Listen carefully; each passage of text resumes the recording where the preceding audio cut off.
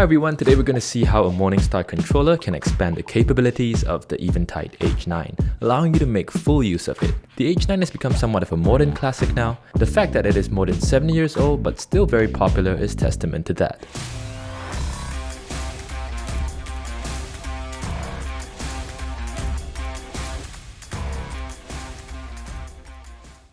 The H9 has fantastic MIDI capabilities, which is extremely important given the limited number of switches and knobs available on the H9 itself. It just has one knob and 2-foot switches, so it's practically made to be MIDI controlled. Today we are going to go through 5 ways you can use MIDI to control your H9: preset control, parameter control, tuner control, bypass control, and lastly, tempo control.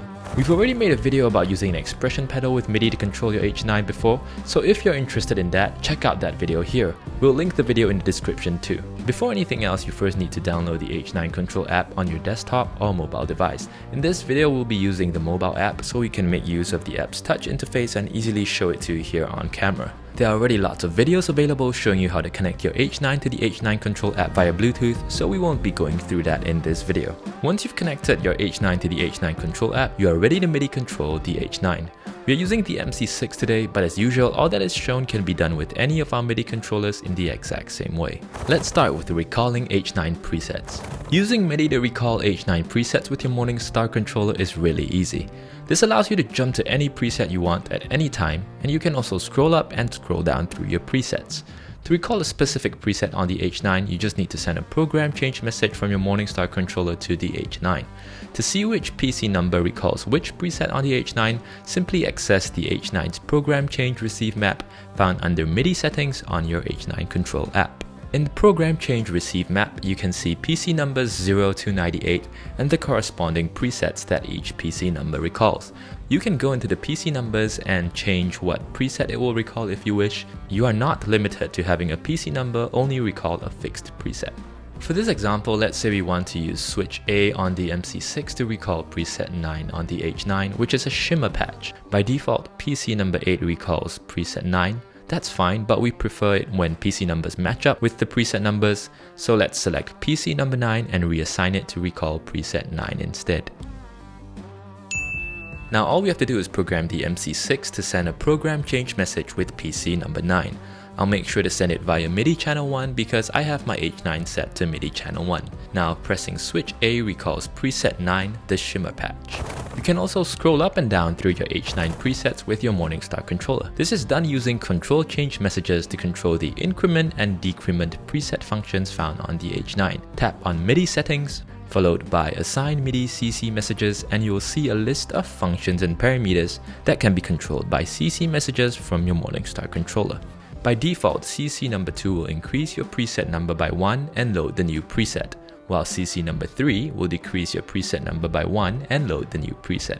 If for some reason you don't want the presets to load as you scroll, you can use the increment and decrement options without loading. The CC numbers that control each function on the H9 can be reassigned by you, and you can use any CC numbers you want. But for this example, we'll just use the factory default numbers. Let's program switches C and F on the MC6 to scroll up and down through the H9 presets. I'm gonna name switch C preset with a right arrow to indicate increment. Choose a press action and make it send CC number 2 with value 127. Take note that you have to use a value of 64 or more, or else the H9 will register it as a switch off rather than a switch on, and it will not work. Let's go ahead and click save. Now pressing switch C will scroll up through the H9 presets, but that's not good enough. I want the H9 to continue scrolling as I hold down my MC6 switch, and there is a way to do that. All we have to do is copy our CC message and paste it to message 2 and change the action type to long press scroll. This will repeatedly send our CC message as the switch is being held down. Click save, and now we can scroll through our H9 presets by pressing or holding down a switch on the MC6. Repeat the same for switch F with preset decrement, and we now have awesome switches that allow us to hold and scroll through the H9 presets. Moving right along, let us control individual H9 effect parameters using MIDI. H9 effect parameters are controlled using control change messages. Once again, tap on MIDI settings followed by assign MIDI CC messages. Scroll down till you see set parameter 1 to 10. Each H9 effect algorithm has 10 controllable parameters corresponding with the 10 different knobs you see on the preset page for each algorithm. We've highlighted them here on the screen. These 10 parameters exclude the tempo on-off toggle switch and output level knob. Now for this example, let's say we want to toggle between a 30% and 50% wet-dry mix on the H9's shimmer preset by holding down and releasing switch B on the MC6. As you can see, the shimmer knob is the first knob, which is parameter 1 on the H9. So all we have to do is go to the CC receive map on the H9 control app. CC numbers 21 to 30 correspond with parameters 1 to 10, so it's really easy to remember. And since we want to control parameter 1, we just need to program the MC6 to send CC number 21. Let's go ahead and name this switch Shim Hold. Select a press action for our first message and send a control change message with CC number 21. Now, if you're an H9 user, you'll know that 0 to 100% for each parameter knob does not correspond to MIDI CC values 0 to 127 on a linear scale. But we have a solution for this. To solve this issue, we can use the virtual faders on the Morningstar editor to get your H9 parameters to the exact value that you want. You can do this by clicking on the message number on the left, and a slider window will pop up. As you move the slider, your Morningstar controller will send the CC message with the moving values. So right here, if I want my mix to be at 30%, I just need to move the slider until my knob goes to 30 on the H9 control app. Then I just need to click on Use Value and my CC message will be saved according to the knob position shown on the H9 control app. Do note that cross MIDI through must be enabled on your controller for this to work. This setting can be found under the Controller Settings tab on the Morningstar editor. I'll go ahead and do the same for my second message, which has a release action instead of a press action.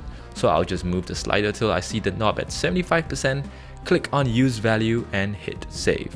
Now when I hold down switch B, the shimmer mix goes up to 75%, and when I release the switch, it goes back down to 30%, just the way I want it. Next up, tuner control. This one's really straightforward. By default, CC number 6 toggles the H9 tuner function on and off. So all we have to do is program a switch to send CC number 6 with value 127, and we now have a switch that toggles on and off the tuner on the H9. Super simple. Engaging and bypassing your H9 using MIDI is also really easy. Here I have set CC number 9 to toggle the H9 between active and bypass modes. So we just need to program a switch to send CC number 9 with value 127 and hit save. With this switch, I can now toggle the H9 on and off. We've now come to the final part of this video, and that's controlling your H9 Tempo BPM. There are two ways you can go about this. The first is to simply simulate tapping on the tap switch of the H9. By default, CC number 4 does that, so you just need to send CC number 4 with value 127 and you can tap in the tempo on your Morningstar controller. A very important thing to note, if you want to use CC messages to simulate tapping on the H9 to control its BPM, you have to make sure that you disable MIDI clock input on the H9. If you do not do that, the H9 gets confused as to whether to follow the CC tap messages or MIDI clock. So it's either or, you can't have both. The second way is to use MIDI clock. To use MIDI clock from your Morningstar controller to control the H9's BPM, make sure you have enabled MIDI clock input under the H9's MIDI settings. To learn how to use MIDI clock, watch this video here. We've already gone through it before and we'll link the video in the description down below too. I hope that you guys have enjoyed today's video, and if you learned something from it, do remember to smash the like button as well as subscribe if you haven't already. We'll see you again in the next video. Peace.